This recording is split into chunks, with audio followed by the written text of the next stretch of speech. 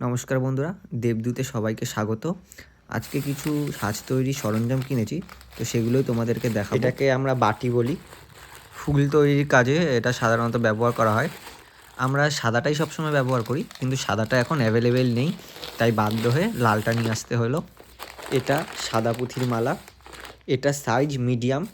এটার ছোট একটা সাইজ হয়, আবার বড় একটা সাইজ হয়, বিভিন্ন রকমের সাইজের হয়। আর এটা গোলাপি রঙের পুঁথির মালা। এটাও মিডিয়াম সাইজের। আর এই হলো শোলমা সুতো। এটা এমন একটা জিনিস যেটা যে কোনো রকমের সাজ তৈরি করতে লাগবেই। আর আছে বেগুনি কঙ্গন, এগুলোকে কঙ্গন বলা হয়। এগুলোরও ডিফারেন্ট কালার হয়, শোলমার ডিফারেন্ট কালার হয়, কঙ্গনের ডিফারেন্ট কালার হয়। আমি যেমন রঙিন সাজ তৈরি করার জন্য ডিফারেন্ট কালারের কঙ্গন ব্যবহার করি, শোলমাটা সাদাই রাখি। এই হচ্ছে কি সবুজ কঙ্গন আর গোল্ডেন কঙ্গন। এই যে শোলমা কঙ্গন দুটোই বিভিন্ন রঙের হয়। আর এই হচ্ছে কি ডিডি চুমকি, এগুলোকে ডিডি চুমকি বলা হয়। এটা মিডিয়াম সাইজ, আর এর থেকে বড় একটা সাইজ আছে এই যে।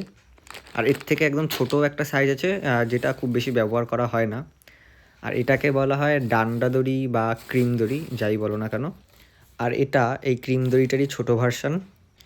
এই দড়িগুলো কিন্তু একটু শক্ত রকমের হয়, ক্যালিকলে অনেক সময় কাজ করে না, গ্লু গান দিয়ে বসাতে হয়।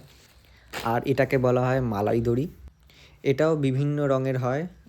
আর সবশেষে যেটা আছে সেটা হচ্ছে গিয়ে 3 তারের দড়ি।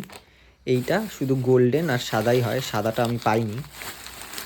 আর এই প্যাকেটটার মধ্যে রয়েছে অভ্র।